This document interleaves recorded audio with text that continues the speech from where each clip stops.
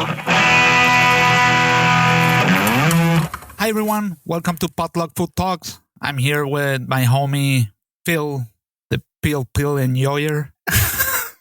What are we talking about? Pil? I enjoy it. You know, talking about Pil, not so long ago I saw a video of a Pil like from the 60s. Okay. And for me that was really interesting because it was like a Pil today it would be unacceptable to serve like that. You know, like it was completely separated. There was like this fish protein floating on the oil. It was not emulsified at all.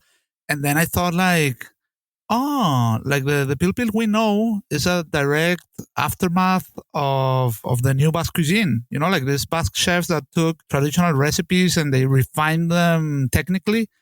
And they set new standards that became new traditions. And I was like, wow, that's really interesting. That is really interesting. It's cool that because with the Pil, you kind of have this thing where it's kind of like, well, it's been like this for, a long time. And a lot of the things that we take for granted that we just take as tradition, they've actually evolved quite a lot. And they're actually not necessarily the way that we know them for that long of a time, Yeah, I had this conversation with John Regefolk, and he told me, like, in Italy, it's the same. Like, there are, like, these traditional recipes, pastas, for example, that you see they're cooked in a certain way in restaurants, and these things are standards. In restaurants, everybody does it, like, in a specific way. But then you go to an Italian grandmother's house, and they do it, like, in a more rustical, simple way, and that's the way it's always has always been, Yeah, totally. Or like with carbonara, I had a conversation the other day with my sous chef who's from Italy. And I went to him and I was like, hey, I only just realized that carbonara means coal worker. Ah, yeah, because of the pepper. Yeah, and like because it's like apparently it was like supposed to be, I don't know, there's like so many stories about these things, but that it's like rich and kind of like with the guanciale and the cheese and it's like nourishing, it's like gives you power and stuff, And then he was like, yeah, and like actually carbonara is not that old and it comes from America. Like it was made by Italians in America, then it came back to Italy. Wow. And you're kind of like, well, okay, really? Wow, that's crazy, because like... I will have to fact check that. Yeah, exactly. I don't buy it like at the first time, but I will fact check that. Yeah. But that could be super interesting. Yeah. Yeah, but it's like that with like a lot of things, I mean, like, what was the other thing? The other thing that I heard about was kind of like, well, this is not like an old thing. Like mayonnaise. Like mayonnaise that went to France and then back to Spain. Exactly, yeah. Yeah, we've talked this in the condiment episode that it was originally mayonesa, then the French called it mayonnaise, and now in Spanish you say mayonesa. So it was translated back from French to Spanish, even though there was already a Spanish word before, Yeah, it's really funny. It's really funny when you see the fluctuations and the movements of food and culture and how connected it is. And it's really interesting, I mean, for me, it took me a long time, actually, even though I grew up in Spain, it took me such a long time to realize what a huge influence from the Arab countries there is in Spain, And if you look at that and the trade routes and the exchange of cultures and stuff, it tells you a lot. And it's like really like, it's very, very obvious in food. That's incredibly interesting, man. Like if you think about it, the Arabs were in Spain longer than the Christians are back since they left. Really? Yeah, like they were for 8 fucking centuries. Crazy. Occupying 80% of Spain. And there are a lot like of traditional, stews that you see in the South. That if you track them back, these were like recipes that were developed for Iranian, like a Persian king or something like that, and then they traveled through all these spice routes and everything and ended up in Spain. And now they're, like a traditional chickpea and spinach stew that everybody does and nobody knows where it comes from. That's super cool. Yeah. That's super, super cool. Man, talking about chickpea stews, I ate one of the most delicious tapas the other day. And for me, it was like, again, one of the most telling things of sort of like Spanish cuisine being one of the most underrated and one of the most delicious in its simplicity. It was like, kind of like a abada. Yeah. But with green peas. So it was fresh green peas cooked with morcilla and tocino, which is a blood sausage and a sort of like pancetta kind of ham. in a like thick broth.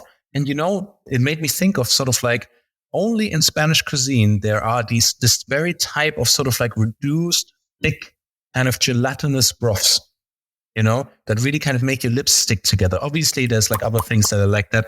But this like, kind of like a souquette in a rice that's like really reduced down or, those sorts of things. And it was so delicious in its like simplicity. And I've never seen that before. There's like a fabada, is sort of like a white bean stew from, where's it from originally? Asturias, yeah. But with green peas, fresh green peas. I was like, wow, super nice. Yeah, I mean, that's super typical. I remember when I was working at Mugaris, and Donny was one like freestyling a dish because there was a table that had come too many times, like in the same week. They already had like the whole menu. So, and he took this super, how are they called? The guisantes de lágrima. Oh yeah, teardrop peas. Teardrop peas. Like it's kind of like a vegetable caviar, like this super delicate mini peas. And so he would like mix it down with a stock made of pork that was very thick, and he would serve it like with deboned pig's tails that were also like slowly cooked. That was, like amazing. It's very like these flavors and textures are very common sense to the Spanish countryside, but that way is just putting it on the highest level, like doing something like that.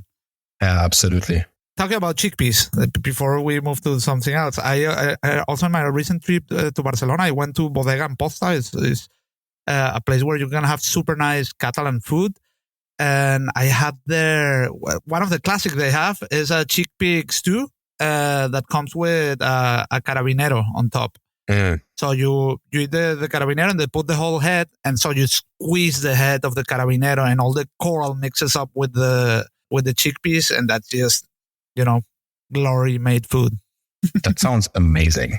That sounds absolutely amazing. Honestly, I am one of the biggest champions of Spanish food. I think it's so underrated how incredibly high level, even traditional Spanish cooking is, in its most simplistic form. So smart and so good. Before we go into the topic, another place that I went in Barcelona, it's a place called Gastrotaverna Teòric.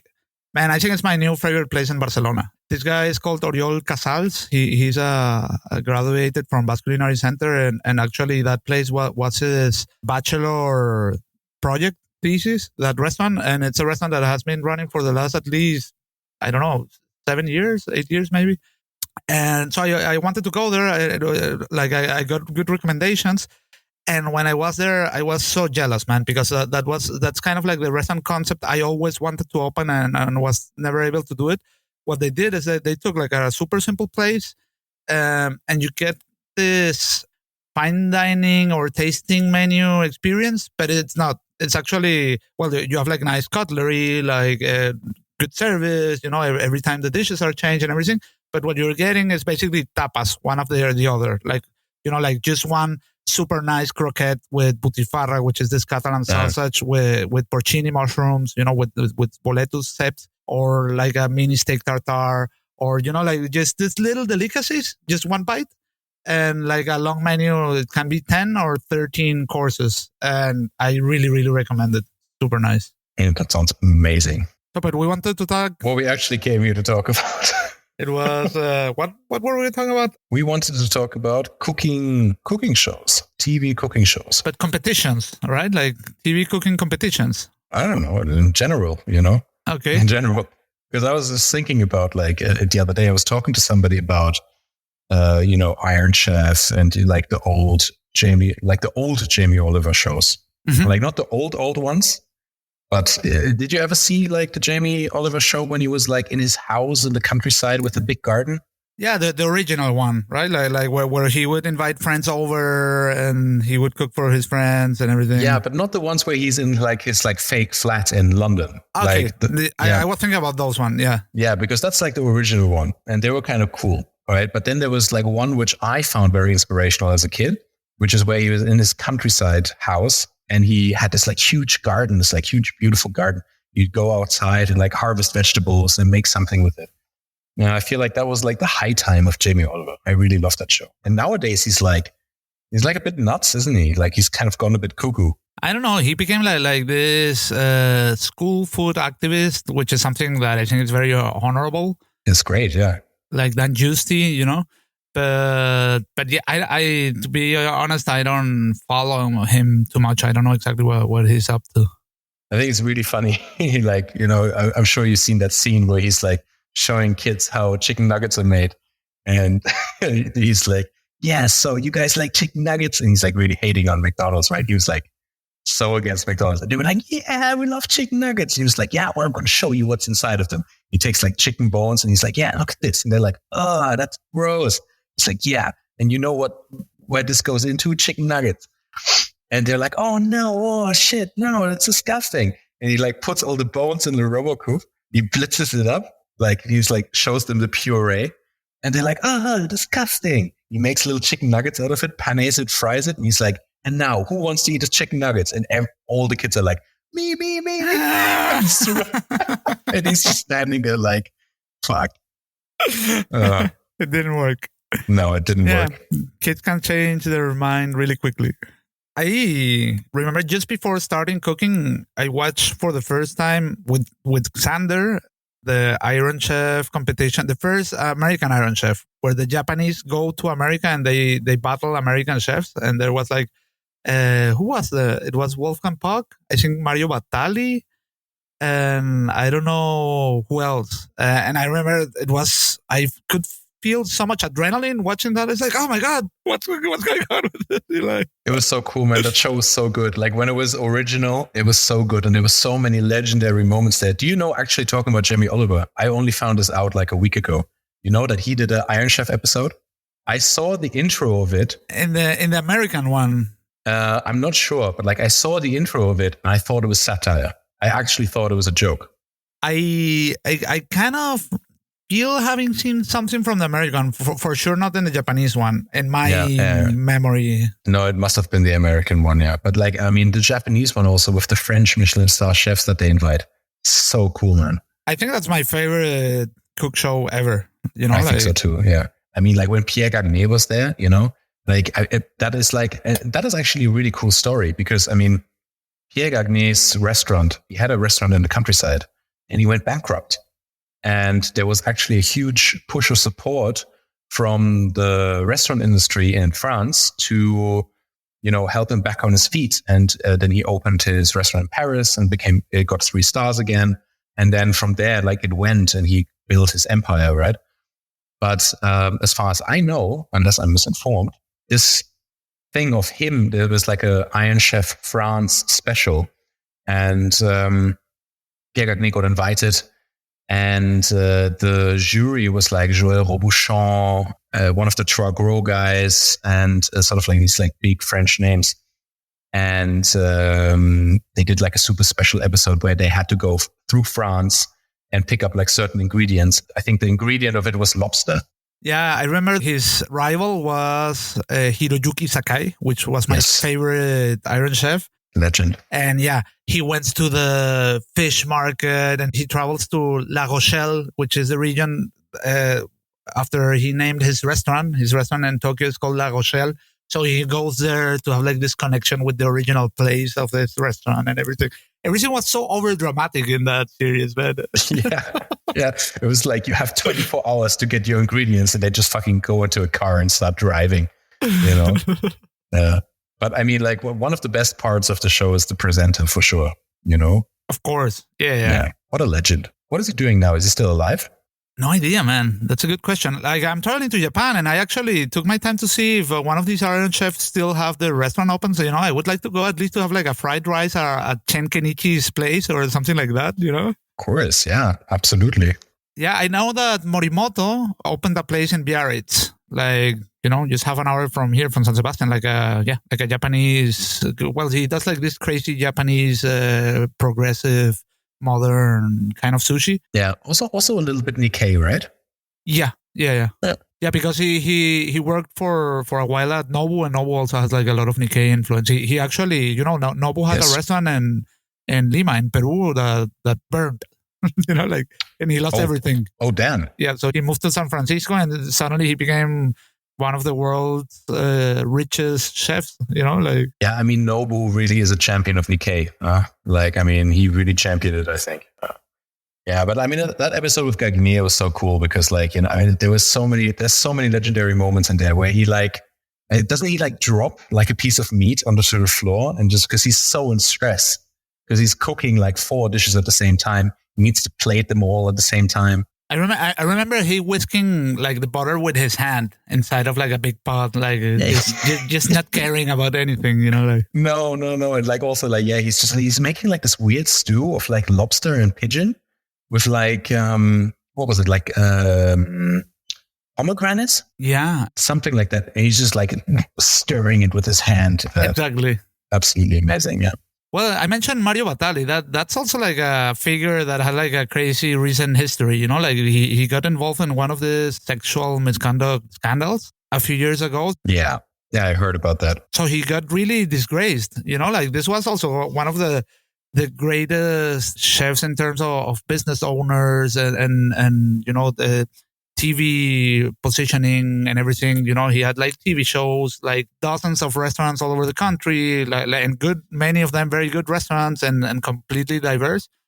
Then he got involved in this scandal, and he really screwed up. I mean, how stupid can you be, man? He wrote an apology letter that sounded not so convinced, okay, I'm sorry, this was really bad.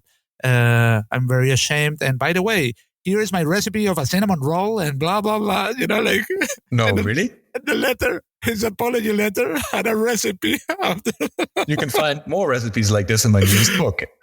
Here's the link to the Amazon. Exactly. He did that. And that was it, man. He's completely buried, he had a comeback not so long ago. I would say 6 months ago. He started posting again after 7 years on his social media. Really? But he's no one anymore. It's crazy. Yeah, it's crazy. He was so big, I mean, he was really good at selling himself. He was especially in the American market, I think I always thought he was very over the top. And I also think it's a little bit weird, this whole Italian American sort of thing where it's kind of sometimes you're calling yourself Italian is a bit of a push, man. Yeah. It's how Italian is a cheeseburger. But yeah. Have you ever participated in some sort of TV contest or these kind of things? You did collaborate with one of these contests, right? Or you were advisor to it or something like that? Yeah, I did a guest appearance in the Spanish MasterChef program where I taught the contestants a class. Okay. About it was a little bit weird, to be honest with you. So when they asked me if I was interested in it, I was yeah, absolutely. It sounds like fun. It was a cool experience. I've never done anything like this before. And then I got the requirements, and they had a very specific set of techniques that they wanted to be featured. So they wanted several dishes that included that were Asian and Latin American, which already is a strange mixture, I mean, and they wanted steam techniques for both, and something else, and I think they wanted a tempura also. And I was all right, okay. So I did steam buns, and I did what was it? I think it was chicken. Well, some sort of protein that I made an adobo sort of achiote kind of marinade. So I presented because I had to present different products also. So it was kind of difficult to puzzle it together, right? It's I was kind of okay, how am I going to take all these requirements and put them together? So I did an achiote marinade, and then I wrapped protein in banana leaf, and I put it in the steamer. Nice. And made a little sort of thing. And then I did steam buns that you could and fill it with the shredded chicken. And what else was it? Vegetable tempura, those sorts of things, and it was fun. I think that the Spanish MasterChef is a little bit more low budget than other countries. because it was just like in like this little kitchen studio that was like on the side of the road, and they just like all came there. It was like only one camera guy, and then we shot there. But yeah, it was funny. It was funny. I feel like what I enjoyed about it was that I felt like the contestants, they were much more relaxed and friendly than like in other MasterChef programs. I have a friend that worked as an advisor. I don't know if MasterChef or Top Chef or some of these contests, but it's really funny because he tells me that, first of all, that every time that everybody has to stop, hands up, before the cameras come, he would go there and correct all the dishes, to see that that were at least decent. And then the camera would come and film, and here, Phil made this, blah, blah, blah, like... Yeah. And the other thing that I thought it was super fun is that there was also like a special edition with celebrities, and they had to sign like a special agreement that they wouldn't be exposed as idiots, Because imagine, I don't know, like you're a singer and you're invited to one of these things, and maybe you say something really stupid because you're not a cook and you don't know, or you do something. So they ask like if it was something like really, humiliating, to cut it off. It's really funny.